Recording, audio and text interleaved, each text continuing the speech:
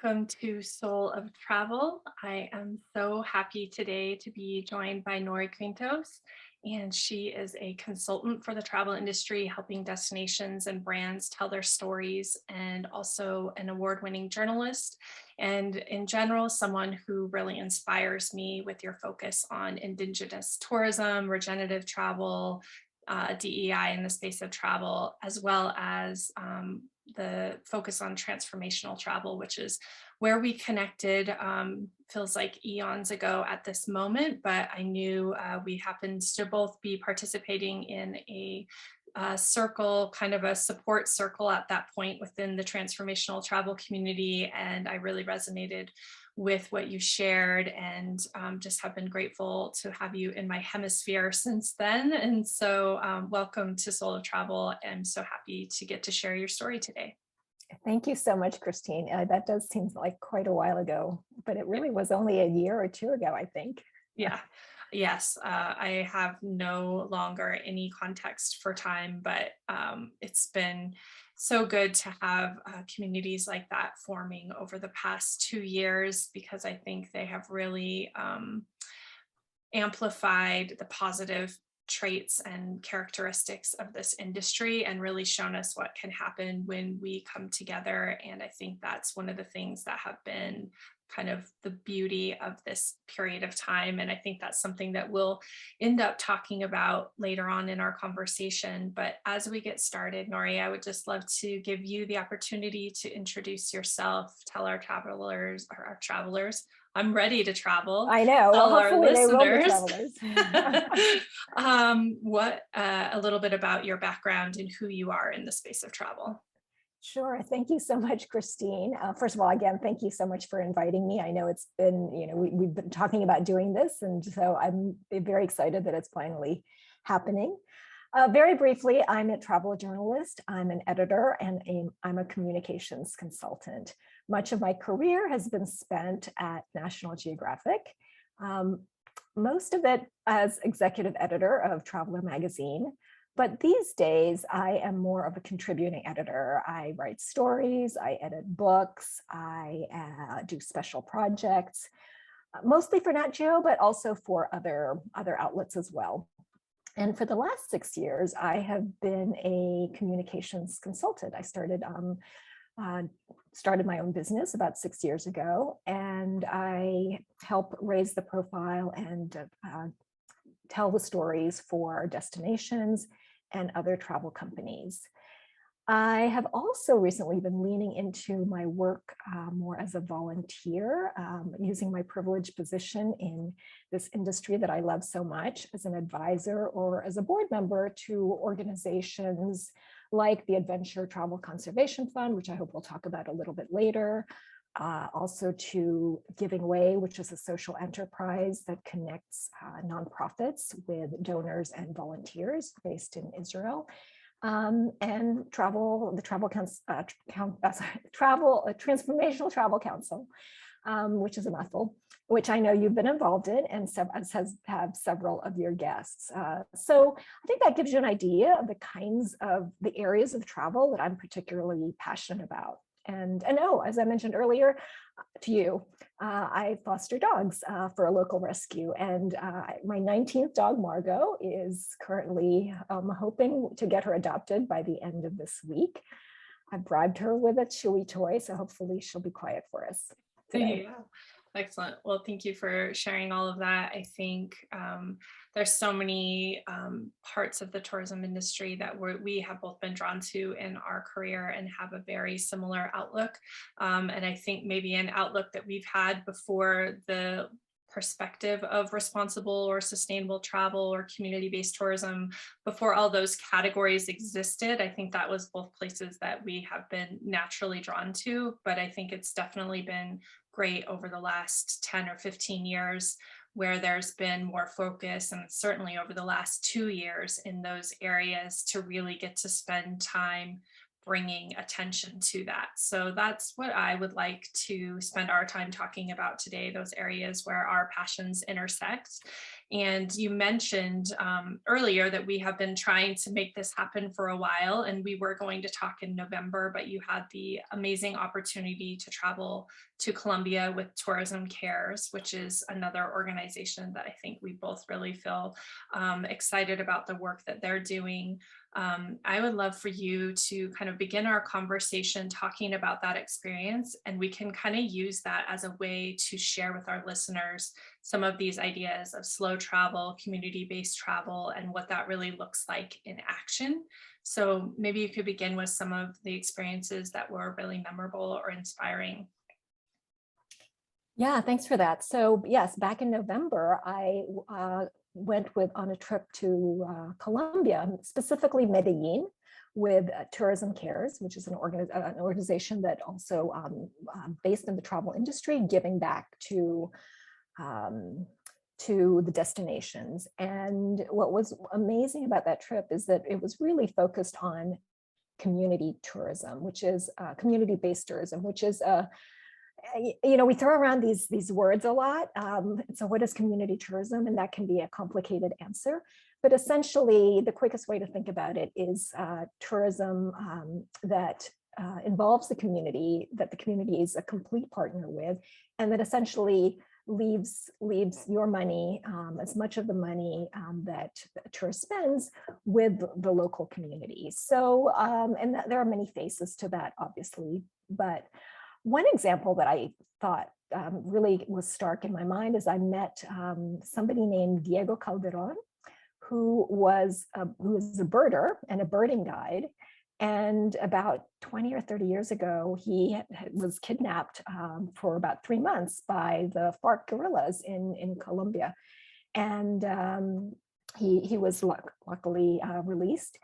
And today he does birding tours and guiding tours in some of those very communities where that same community area where he was held, working with guerrillas, ex-guerrillas from those communities who have laid down their arms and are now using, picked up binoculars, and are now using their skills, their nature skills that were honed just from living in the forest, to helping travelers find these amazing birds. Colombia is like a highway for a lot of these migrating birds. So there are hundreds of endemic and non-endemic species of birds. And so birding is quite big there.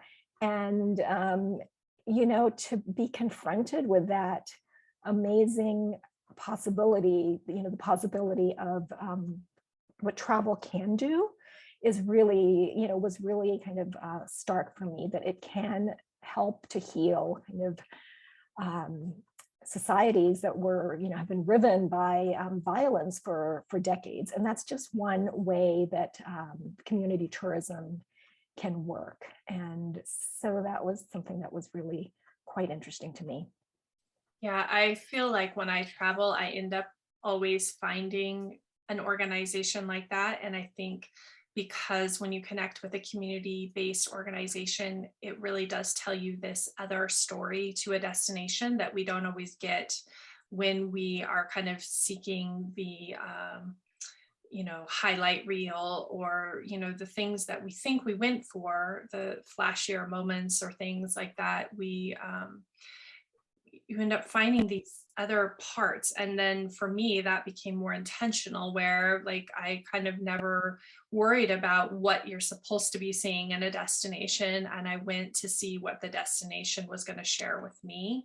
And I think that's when you meet people like the person that you just mentioned, and then you learn about these organizations, you learn about the history in a different context than you normally would have. And so I think that also kind of brings us a little bit into slow travel and why that matters, because I think before we got on to speak today, I was thinking about what we think travel is, and kind of what we think or what it really can be. And I'm going to play with that in my mind for a moment, but we might dive into that later. But when you are traveling slowly, what does that allow travel to become, and why does that matter both to travelers and to a destination? Yeah, well, first of all, a little bit about my background, because the slow travel kind of comes to me quite naturally. I grew up bicultural. My first flight was a transatlantic flight from New York to Manila when I was 6 months old, on the iconic Pan Am jet. And so, by 2.5, I had made that trip 3 times. And so that was kind of the start of a love affair with cultures and languages and travel. And so, having spent part of my childhood in the Philippines and also my later childhood in Washington, D.C., I came to see myself more as a citizen of the world, rather than belonging to any one culture. So this idea of slow travel for me is really just a natural extension of kind of living abroad and living in different places, and kind of having these different personas. And so slow travel is, for me, is really a pivot to meaning. We really can't afford to travel fast anymore. I mean, with this pandemic, I think it's highlighted so much of what's going on and what's important. And slow travel, you don't give up anything by slowing down your travels. In fact, you gain so much more. It's so much deeper, traveling slowly. And essentially, it's as simple as traveling less, but spending more time in a destination. And that kind of travel, what's amazing about it is just it opens you up. And as somebody who is, I'm on a slow road to fluency, to Spanish fluency. And so it's really great when you're learning a language to slow things down and embed yourself in one place. That kind of reminded me too, you were mentioning, this came out of how you were raised and how you initially engaged in the world. So I'm imagining that when you're traveling like that, you're probably visiting family, or you're spending time, a little bit more time when you're traveling as well. So you just learned how to be somewhere without there needing to be, there doesn't have to be an outcome necessarily. Again, like, you're not trying to check a box, you're just open to the possibilities of being there. And this just reminded me of a quote that I read that you wrote actually while I was researching for this, about how old travel was to escape the world and new travel should be to engage in the world. And I think that through this pandemic, we're really seeing, the issues facing the planet, facing people, and travel is one way that we can use to address this. And so I think a good segue would be to looking at the future of travel. And I think we both have seen since the beginning of the pandemic a lot of focus on the way that travel creates a negative impact with carbon emissions, over tourism, bucket list travel. Like, we've seen all of these things kind of floating around. And then I think what we've also been fortunate enough to see is that as these issues have come to light, there's been a lot of innovation and collaboration in the industry, creating more responsible travel experiences, and organizations really coming together to support this. And I'm just wondering, for you, what have you seen coming out of this time that really gives you hope for the future of travel and for this way of engaging with the world? Yeah, so I'm a journalist, and I'm a generalist at that. So I leave it to the experts who are way smarter than me to do the thinking and the coming up with, innovative practices and all of that. What I get is the front row seat to, watching the evolution of that. And I get to interview these amazing people and listen to them and try to help distill some of that amazing information so that it's something that anybody can understand. So again, I'm not an expert, but I do feel like, having had a front row seat to the evolution of sustainable tourism, really from the beginning being really quite fringy to now being talked about at the highest levels of all levels of society. It's progress. Now, it's not enough progress. Obviously, we're not going fast enough. We're not nearly going far enough, but it is progress that I'm proud to have witnessed. And there's this interesting idea sometimes that sustainable travel is more expensive, or it's somehow left to certain types of people to do sustainable travel. And I think the reality is that we've grown up thinking of travel as, airfare, food, and hotel and lodging. But really, there's so much more to travel than that. And that's what we pay for, right? But really, there's so much more value to travel that we have in many ways ignored. There's the character of a city. There's the quality of a beach. There's a view, an uninterrupted view. All of those have value. And in general, we have not been paying the full value of the full cost of a true travel experience. So sustainable travel tries to address a little bit more of that. And so it's not that sustainable travel is more expensive per se, it's that traditional travel has not really been adequately capturing the true cost of what a trip is. And I think changing that perspective a little bit, I think allows travelers to be like, okay, well, let me pay the full cost of what it is, what something is. And so when you think of it that way, maybe you'll travel a little bit less. Maybe you can't afford to take as many trips as you would like, but it gets back to slow travel. You're traveling more deeply, you're connecting with the people more, and you are leaving a positive impact on a destination, which we all want to do. Mm-hmm. Yeah, and that really actually leads me so perfectly to what I was thinking about this morning is knowing I was speaking to you and that you do write about travel and you help people tell the story of travel. I kind of started thinking about tourism, or how travelers maybe engage with media, and that if we're buying, for instance, shoes or a car or something, we know we're being sold something, right? And we know when we see a commercial that it's telling us all of the shiny things about the shoes or the car, but we also know there's other parts to it because we kind of have this different sense of understanding of production and, all these other things, miles per gallon for gas that they're not going to tell us if it's not good or whatever. But when we look at travel, I don't think consumers approach it the same way. When they pick up National Geographic and they read an article or they see a one-page ad, like they just think they're seeing everything, right? They maybe don't understand that you are, or any writer or business is telling a story.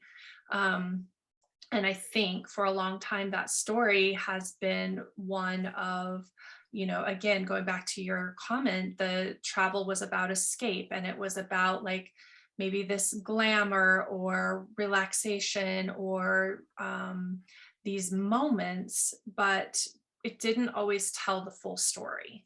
And so what I would love to talk to you about is, what is the responsibility that media has to tell a different story? And why is that important? What does that, again, kind of, how does that add to this balance between tourist and destination, I guess?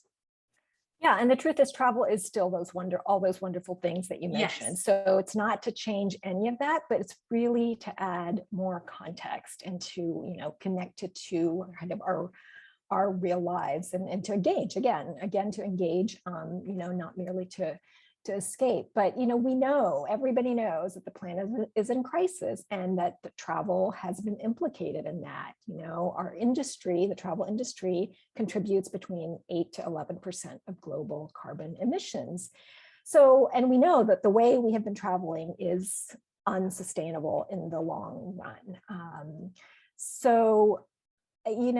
I've spent my career in travel journalism, in travel media. And so I'm speaking kind of from that perspective and speaking to those of us who are in travel media, whether we are writers, photographers, influencers, all sorts of content creators. It applies to travelers as well, but it's especially kind of geared at Travel Media, because we're the ones who raise the profiles of some of these destinations that we write about. So, for years, we've been focused on the lighter side of travel, the evocative side of travel, because that's more fun, right? It's more fun to be in that space. But we are at a moment right now, and we can no longer leave it to the news reporters or the environment writers to do the hard work. We all need to do it, and so it's. We need to not only travel responsibly, but to write responsibly as well. And I wrote a piece for World Nomads, actually titled something like that, Why Responsible Travel or Writing is as Vital as Responsible Travel. And some of the things that I talked about, and they're essentially, tips and things to keep in mind. But one is to choose carefully. We are raising the profile of companies and destinations that we write about. So let's not just write about anybody, let's, even if we were writing about great restaurants in Paris, that sounds like, okay, what are the great restaurants in Paris? Easy, right? Well, great. But add a secondary filter, what are the great and sustainable, make sure they're sustainable too. And, whether or not your editor asks for that, add it, to every piece of writing that you do, to everything that you cover. Just add that secondary filter, make that, a natural part of it, because again, we're raising the profile of companies. So we have a say in that. And then the second big thing is to, give context to the issues and challenges surrounding travel. If we're writing about whatever we're writing about, say it's the Galapagos. So of course, we're going to mention the amazing wildlife that are, all over this wonderful set of islands. But let's not mention that without also drawing attention for the readers on, or the listeners as well, about the plastic pollution that washes on the shores, and the changing temperature of the water that really alters the landscape and marinescape of this incredibly vital and unique set of islands. So make those connections for the reader, make them clear, and also make clear that their actions, not just where they are, that's important too, their best practices on the islands, but that the actions that they have at home can have reverberations and ripple effects, positive or negative, to what they're seeing in these destinations. And finally, I think the one other thing that I'd mention is to model that we need to be modeling good behavior. Are you on social media? Yes, of course you are. If you're any sort of content creator, it's just part of life these days.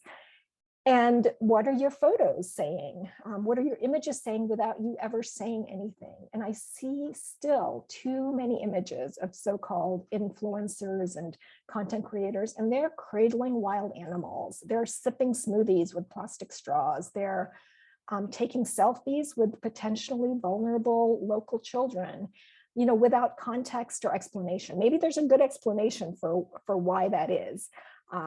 But if it's not said, then it's not a positive thing. So please model good behavior, because people, especially your influencers, we're influencing people. People are watching and copying our behavior. So at least let's make sure that they're copying kind of good behavior. Yeah. Thank you so much for walking us through some of those things. And I think what really comes to my mind is kind of where you started. If you're writing a story about Colombia and maybe your editor wants you to focus on nature or wildlife and you end up on birding, it's really easy then to also add the story of that group, and that like you said, gives you one other layer. And actually for me, I'm going to be more drawn to the area because of that, because now I feel like I have a more personal connection. Like, just hearing about amazing opportunities to see, birds in this habitat is great, but like, I really want to know more. I really want that extra layer as a human. And I think it's that really using travel to showcase the interconnectivity between humans and nature, and between all destinations. And I just think that it's a really fun time to be a part of the industry, because we are getting to kind of play in all of these different spaces and think about how we can make an impact. And we don't have to be as subtle with that layering as we maybe had to be in the past, because I think people like you and I have always been wanting to do that, or have been doing it, but it has had to be a little bit more discreet. And now I think, and I would sure that you're probably seeing this too, that travelers and readers are asking for that kind of content. They're also being really drawn to it, because it does also make them feel connected, and it activates this sense of belonging. And I would really, you and I, when we met before, we talked a little bit about how we can heal through tourism, and how we can create peace through tourism. And I think that this is kind of in alignment with, where this conversation is at right now. But how do you see travel playing a role in those aspects, especially hopefully coming to an end of this pandemic? Like, how can we use travel as a place to heal and to create peace? Yeah, no, that's I've been hearing a lot about, uh, there's often this question, how to make travel more sustainable, how, there's always that kind of incremental changes. But in one of the pieces that I wrote, I talked to Jeremy Sampson, who is at Tourism We'll look it up. Foundations, Tourism Or, Foundation, I can't remember. yeah. And so apologies, Jeremy, if you're listening, but I'll get it right later. But what he said to me, he said something to me that really kind of makes sense. And he said, we need to stop thinking about how we asking the question that way, how can tourism be more sustainable? But instead, looking at it as how can tourism be a tool, used as a tool to solve the world's biggest problems. And when you think about it that way, all of a sudden it opens up so many things. And so kind of using tourism as a tool. And the earlier example that I gave you with the birding in Colombia, that is a way of stitching together and healing kind of communities that have been broken by years of civil war. And also I'm going back to Colombia because that really was the last place that I visited in a couple of years. But there are also these communities that were old, areas where there was a lot of violence and still a lot of poverty. And there are ways that visitors can visit and take part in tours led by community members. So you walk through those streets and you're with them, and you eat at restaurants that have been started by single mothers who are now entrepreneurs. And that is a way of addressing some of these social ills. The conservation economy in Africa, where using tourism dollars to fund anti-poaching units or communities that end up helping and becoming guides, as opposed to becoming being poachers for their livelihoods. I mean, these are ways, and there's so many different ways that tourism can be a tool, used as a tool. And I think when we look at it that way, as opposed to just this incremental change, how can we make tourism a little more sustainable? We can solve some really, really big problems. And that's really quite exciting, actually, to be a part of that. And it doesn't mean that your travel isn't interesting or it's still relaxing. It's still connecting. It's still You're still eating great food. You're doing everything that we all look for in when we travel, but in fact, you're doing it more and better and deeper. And so it's really win-win-win. Yeah, I agree. And I think for me, part of my personal mission in travel is for helping women know their value in their communities and looking at gender equity. And when you think about those topics in the context of travel, it maybe can feel weighted or heavy. And like you said, maybe you think you're not going to still have this amazing vacation or this experience. But then I've seen, as I bring communities of women together, travelers connecting with local social impact projects, that time they spend together is so healing for both parties, for the local communities, for maybe their artisan craft to be witnessed and valued, and then the women's, to see that, like, there's such a powerful exchange that happens, that does begin to heal, for both parties, and also just creates this deep connection to a destination. And then when you're looking at things like, any of these other social issues, when you have that connection to the destination at that level, then that is going to ripple out into conservation and looking at how we can be more responsible, and it means more to us. And so I think that amplifies this other greatness that travel can bring to the world. And so I also get really excited about it. I feel like there becomes endless opportunities for using travel as this greater vehicle for things.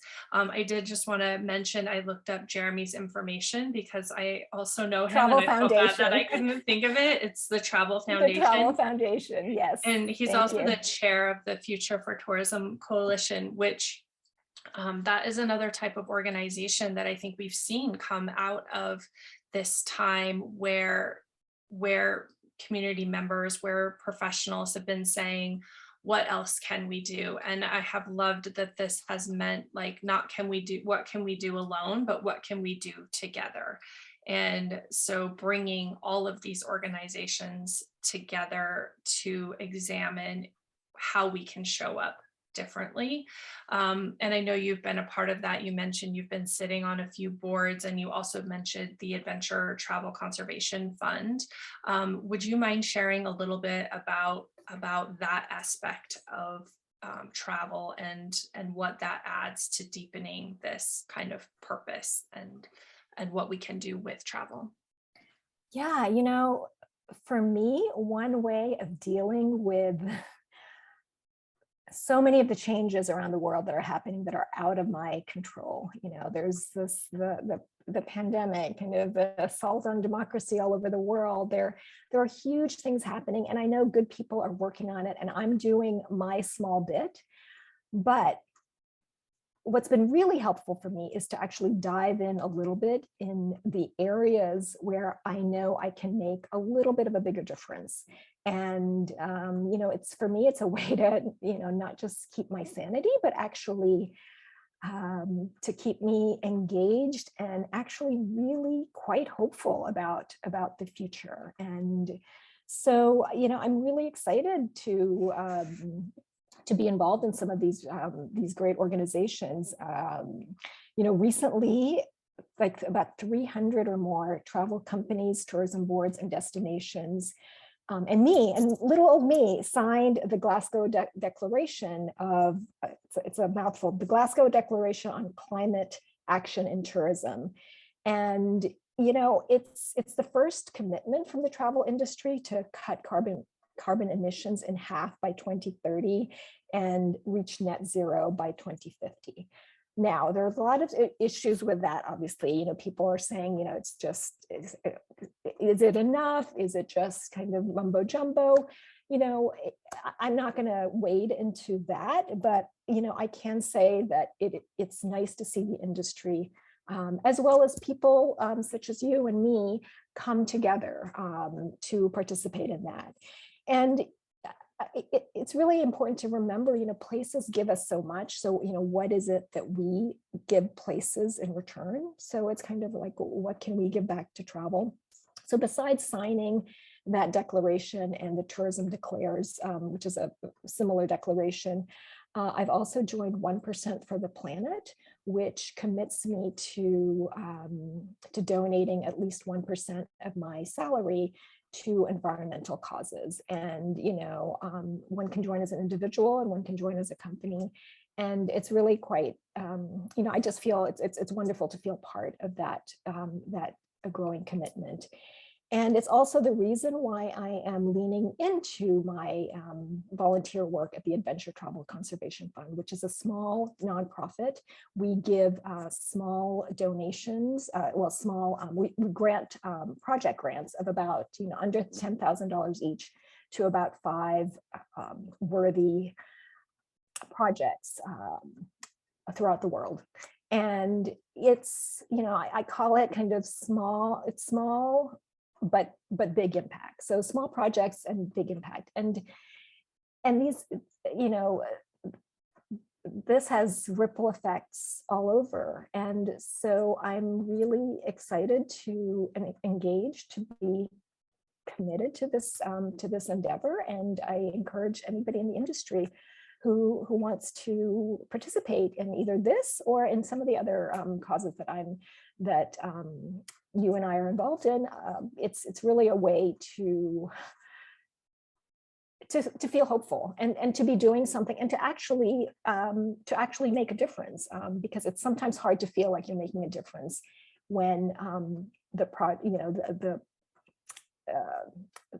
the problems are seemingly so big. But if you break them down, if you take a part of it, I think we can do it. I think Desmond Tutu, who unfortunately just died, said something like, it's these little bits of good that we do that combine together. I'm again messing up his quote, but combined together make kind of overwhelm the world with good. So I invite everybody to do their little bit of good, everywhere. Yeah, thank you. It's such a good reminder, because I think often as individuals or as small businesses, we think that we don't have the heft to create change. And so again, we might step back because we think that it's not as valuable. But I love, for example, the 1% for the Planet that you mentioned, because if you add my 1% to your 1% to a larger company's 1%, like we're getting there, right? And it doesn't have to be all about it being this huge contribution. It just is the collective and the work that can do together. And so I think not being steered away from not thinking you're doing enough and therefore doing nothing.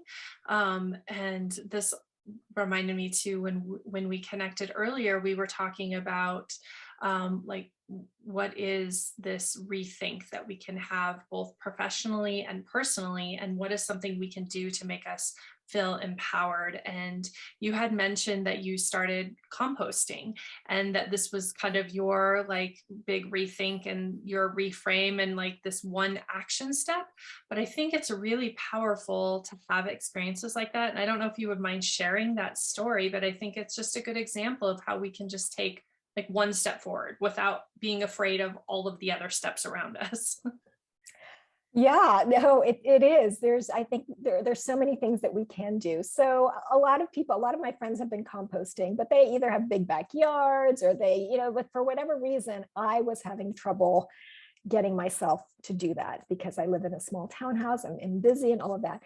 Until I discovered recently this whole concept of composting in a cardboard box.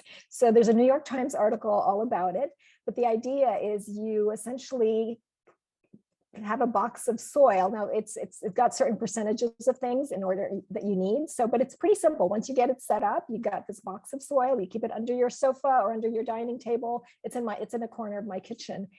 And essentially you cut up all these, all your leftover veggies and things like that and stick it in, and you just kind of, it's really quite almost meditative actually.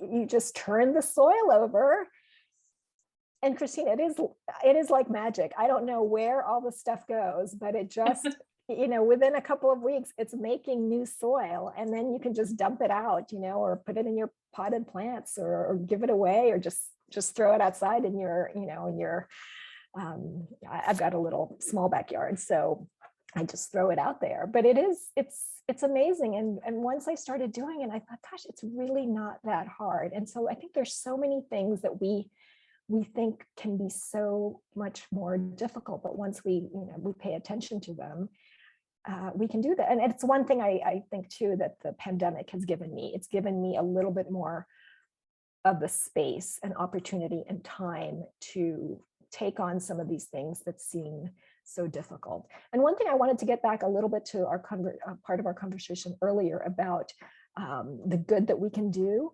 I wanted to remind people that, we can do good just from the trips that we take too. Remember, your travel dollars are a way to reward businesses doing well, doing the right thing.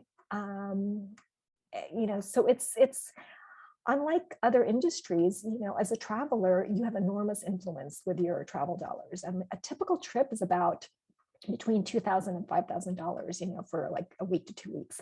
And so where you put that money really makes a big difference, whether it's this operator or that operator, or this destination or that destination. So just your trip alone that you're going to spend anyway is a way to do good with what you have. Yeah, that is such a powerful point. And again, seeing what people have started to create during this time, and now these trips are even more available, and seeing people with, focuses on connecting with social impact projects, conservation work, limiting their greenhouse gases. Like, there are people that are very transparent about what they're offering. And I think consumers can shop with their values, like you said, like what is really important to you. Find the travel brand that is aligned with that, support them, because then that work is rippling out, but you're also probably going to have a great experience because that you are not only supporting that, but you're probably going to be engaged in some element of that along the way. And there's, like, again, probably endless opportunities. Like if you're interested in surfing and water and reef conservation, or, like whatever speaks to you, look for that and ask of it out of your travel experience, because you probably can find it now. I think somebody is speaking to every person out there if you look for it. And I also think that's brilliant because it's just creating some really exciting travel experiences and opportunities too for travelers. I was also thinking, as you were sharing about the reward or the kind of result of your composting. A few years ago, I had decided that we weren't going to use straws in our house anymore. And I have 3 little kids, 3 young daughters, younger than. Straws are everything, right? Like they physically feel like they can't drink out of anything without a straw. And so I was like, we're not ordering them. When we get a drink at a restaurant, I have straws in my purse. And at first, they thought my mom is crazy. I don't understand why we're doing this. And then I remember like after we'd been doing it for like 6 months or something, and I had my refillable coffee cup, and they're like, do you want a straw for that? And my one daughter was like, why would she want a straw for that? I can't believe you asked her. And it was just really funny because they went from like impossible to like, no way, why would you do that in a very short period of time? And then also them having the understanding of why we created that shift, like going through this journey of I can't do it, to it's really so easy that it's blasphemous that you would do anything else. And even like funnily, we were doing something else and my daughter wanted to eat something and she's like, oh, I wish I had a fork right now. I wish we had our traveling chopsticks. And it's like the things you hear them say that you would have never imagined you would hear them say in a million years. And it's a part of like our normal way of being. So I think just inviting listeners to get also playful with that, like what is a small action that maybe seems impossible that you really could take on? Like what is something you read about that you were curious but felt resistance, and maybe you can pull that into your life and see what happens. I love that. And gosh, it's those little transformative moments, and the moments of like shifting perspectives and paradigms that are so, they seem so small, but yet they're so powerful. You know, I'm reminded by, I heard a podcast from an astronomer once, and it kind of just stayed with me. And then I went to Chile and kind of put it into practice and had one of those moments. But in the podcast, this astronomer was talking about how we tend to think of outer space as like far, far above us and really quite separate. And, you know, he says that and it's made worse by the fact that the way we tend to look at space, you stand up and you look up, right? And that's, okay, there's space. And he said, you know, space is all around us. You know, we are a planet within space. And so he suggested that the better way to look at the night sky was, rather than look up, was to lie down on the ground and imagine yourself, you know, you're on the ground, imagine yourself taking a step into space, because space is really just now, of course, you can't do that because we've got gravity, right? But if you could, you'd be stepping right into, you'd be stepping away from the earth and right into space, and it's all around you. And when I was on a trip to the Atacama Desert in Chile with a small group of people, it was one of those dark, cloudless nights, you know, no moon, no clouds, like billions and billions of stars.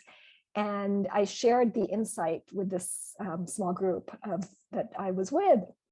And we all lay down on the ground, and, you know, I explained what the astronomer said. And so we just kind of imagined ourselves there, you know, kind of lying, but standing, kind of almost as if you're standing, and then taking a step that you can't take into space. And it was that shift of, just that simple shift of perspective kind of changed everything, and how you view your world, our planet, you know. And again, this little thin atmosphere, this gravity that's holding us back, but we just felt so connected with the world around us and the space around us, and just felt like such a part of this whole incredible universe that we live in. So I love those moments. And travel, that's one thing I love about travel, because travel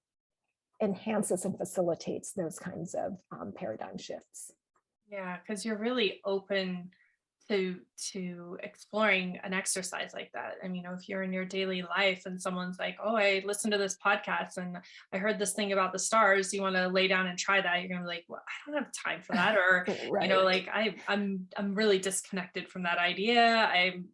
No. Or you're like, yeah, maybe I'll try that later, and you never do. But in this moment where you feel like you have the time and space to explore when you're traveling, and then you step into that, and then you get even more out of it, which I think really is just kind of that constant theme of this conversation, is just being open to what travel gives you, and open to the possibilities of what travel and mindful travel, or whatever you want to say, can bring to you, and then how that will expand. Yes, no, that's so true.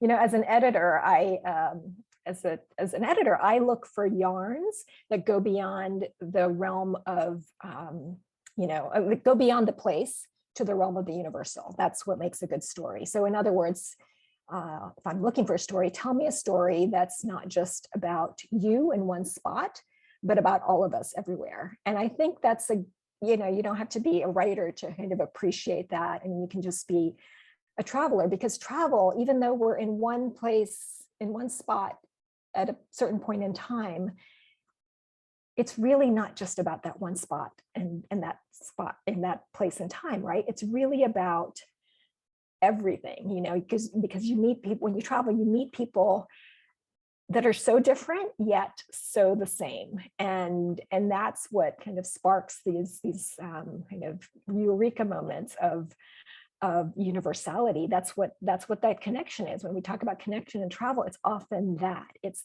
this gosh, you are so different. Things are so different here, but there's a chord that is universal and the same.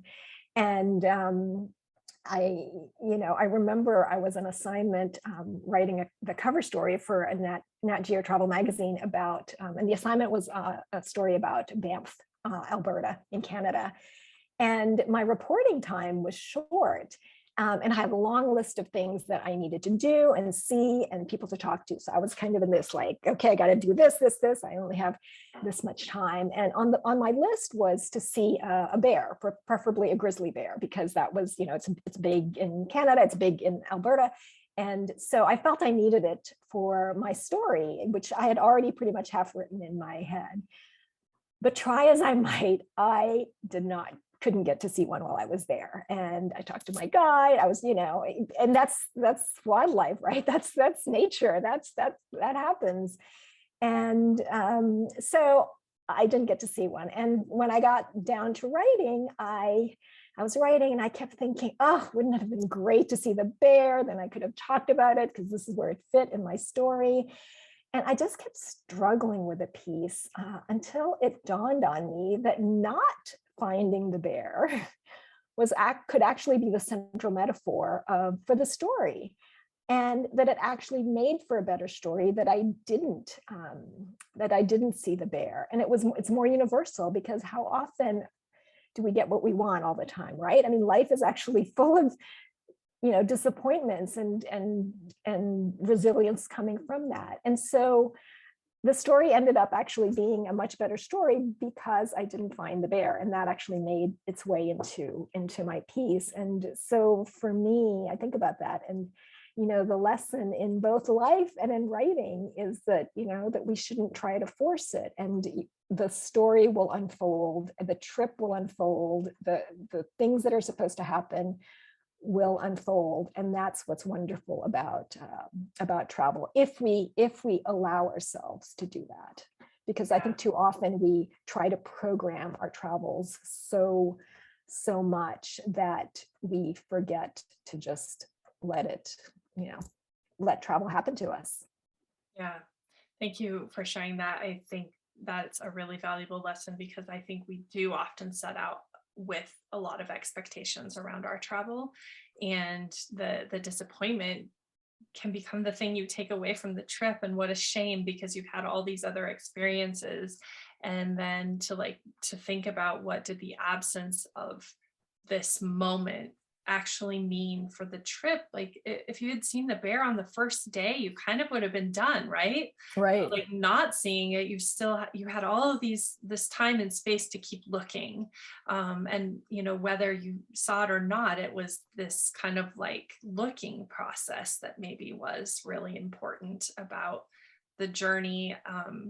And so again, I think just that openness. And I was also thinking, when you were talking about this universalness and this moment of belonging that we find in travel, I was reminded of those moments when you find a deep sense of belonging somewhere where you think you would least expect it, where you're amongst a group of people where you don't speak the language, or when you're deeply immersed in a culture where you are out of your comfort zone, if you're traveling somewhere remote and there's nothing that you can really relate to or connect to from your own life, but then you find yourself pausing, sitting face to face with someone and communicating in a way, in a nonverbal way, and then feeling that deep connection.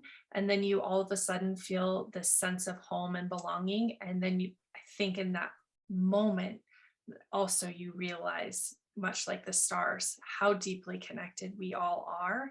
And when you get to have that moment, like for me, that's what I want everyone to have when they travel, is that moment of realizing the connection of all humans.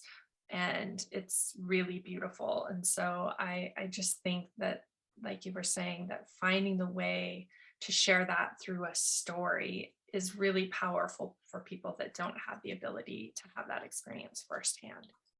And I think those moments are more apt to happen if we have less of a schedule, or if we allow ourselves to just have some openness and some, not having everything kind of pre-programmed. I remember I was at a conference in Ecuador, and I got a chance to travel around, and I already in the back of my mind, I was wanting to commit to learning Spanish and to really commit to doing that somewhere. But in my mind, I thought, oh, it's something that I'm going to do much later in life when I have, much more time and maybe I'm retired. And while I was traveling around Ecuador, I realized that there were so many language schools in Ecuador, because the type of Spanish that they speak is very, it's considered quite neutral. And so there are a lot of Spanish schools that have sprouted around that, because of the type of Spanish spoken in Ecuador. And I also realized that it's essentially very close to, the time zone is pretty much the same as my time zone on the East Coast. And that the Spanish programs are actually all half day, most of them are half day programs. So you're in school in the mornings and then you have your afternoons free. And I thought, oh, wow, maybe this is something that I can do and still continue to work. So while I was noodling that in the back of my mind, I had to pick up something from the house of the conference organizer that I had left. And so when I got to his house, I met his wife, who it turns out runs a bed and breakfast in her home. And so this is what was it's a not fancy neighborhood, but it's a very nice, it was a nice neighborhood, but not fancy. And I thought, bam, and I could stay here. And everything just kind of fell into place, like you see in a movie or whatever. It was just like, all of a sudden, the way was clear. And within 5 months, I was back in Ecuador. Hadn't really planned on it, but I was back in Ecuador, living in that house. I had a school, 10-minute walk away, and I'd go to school in the mornings, work in the afternoons, and I had my weekends and evenings, free to explore and travel. And so it was one of those things, again, that just only could happen. That serendipity could only happen if there was some openness to begin with, like kind of like openness to having something happen. And I think it's amazing, those wonderful serendipities in life. We could probably have more of them if we were just a little bit more open. Yeah, just slowing down, and like not only slow traveling, but slow living, and allowing for the magic to kind of creep in every day. Yeah, I just heard about the concept of slow work, which basically means not letting work, take over your whole life. And I think slowing things down in all aspects of your life really is key. Yeah, thank you. I agree. I think it can give us so much, and it's so against our nature. But I think over the past 2 years, we've seen that we can do that too. And so hopefully, maybe we'll start to reap the benefits of that. Well, Norie, before we end our conversation, I would love for you to just share for people who have heard you speak today, want to learn more or find out where they can connect with you, where can they find you? And then we'll end with a series of 7 rapid fire questions. Yeah, so if you can spell my name, you can find me. So my name is spelled Norie, Norie, Quintos, Quintos. You can Google me. I have a website. I have a blog. I'm on LinkedIn and Instagram and Twitter. So please, I'd be very, very happy to connect. Thank you. And then we'll begin with the first question is, what is your favorite book or movie that offers you an escape or inspires you to adventure? So I've been having trouble reading the last few years. I've just been so distracted. But one book that I have read that really had an impact on me this year is called The Good Ancestor by Roman Znarik. And it's all about looking at things through a long lens future, and not just, he doesn't talk about just 10, to 20 or 30 years, which is all good. That's about all that I can right now handle. But he actually talks about kind of looking to the deep future and, and living our lives based on that question, am I being a good ancestor? I think it's fascinating. And it's one of those paradigm shifting books as well. Yeah, that question kind of hurt in my chest actually when you just asked that. So I need to look at that. What is always in your suitcase or backpack when you travel? You mean besides my water bottle and my N95? I love those tubular things, buffs, I think they call it. You can use them for anything. You wear them on your wrist, your head, your neck, and they're like bandanas, but more useful, I think. Yeah, I actually just got some of those for me and my girls when we travel because they always want to borrow mine. And I'm like, no, this is yours. And they're so small. They're like, this can be a skirt. This can be a dress. I'm like, the opportunities are endless now. Yeah, yeah. I do not have the size where it can be a skirt, but Yeah, no, me either. Let's see, where or what has been your favorite destination? that answer always changes because it's usually the last place I've been to. So that means it's the last place I've been to is Medellin, Colombia. Medellin's a wonderful, quite surprising city.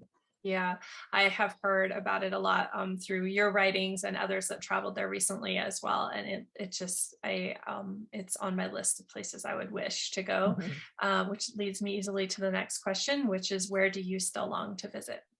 Well, I don't keep a bucket list. I don't really believe in bucket lists.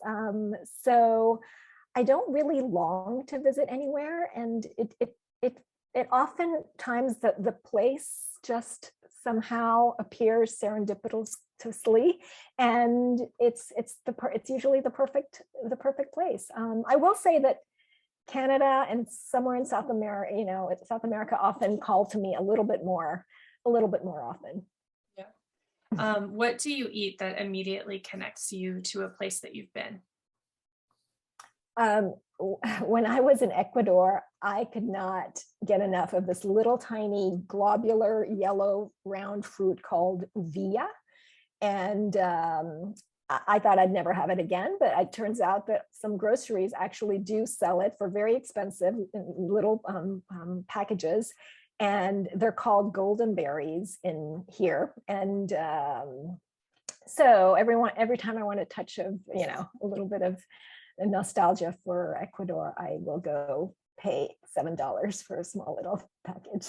I think I had some of those in very northern Peru, so I was nearly Yeah, in yeah, Ecuador. Yeah. yeah, no. Mhm. Let's see.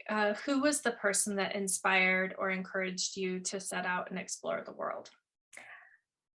I grew up traveling, so it was definitely my family. However, I was also really inspired by accounts of narratives of women explorers like Freya Stark or Jane Goodall and Diane Fossey and who was that? She wrote West into the Night. She's a Kenyan aviator. She was a Kenyan aviator. Um, Beryl Markham. So those accounts, Amelia Earhart too. So those women explorers always kind of inspired me to explore.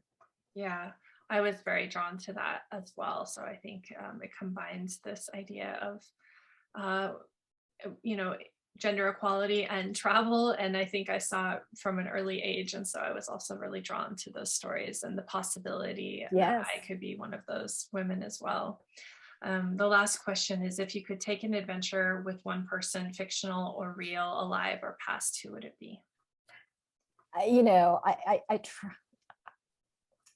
try not to long for things or people, and whoever I'm traveling with and whoever I meet along the way has always ended up being the perfect, the perfect person to be traveling with. So I will say that I've always longed to kind of meet the man of my dreams on one of my adventures. And so far it hasn't happened yet, but there's still time, I The suppose. whispers in the wind. Yes, putting it out there. Well, I love the reminder to be really present when you're traveling and to just really enjoy being where you're at and who you're with. And so I think that's really important too. So thank you for leaving us with that last little nugget of inspiration. Thank you so much for making the time to share in this conversation today. I appreciate it.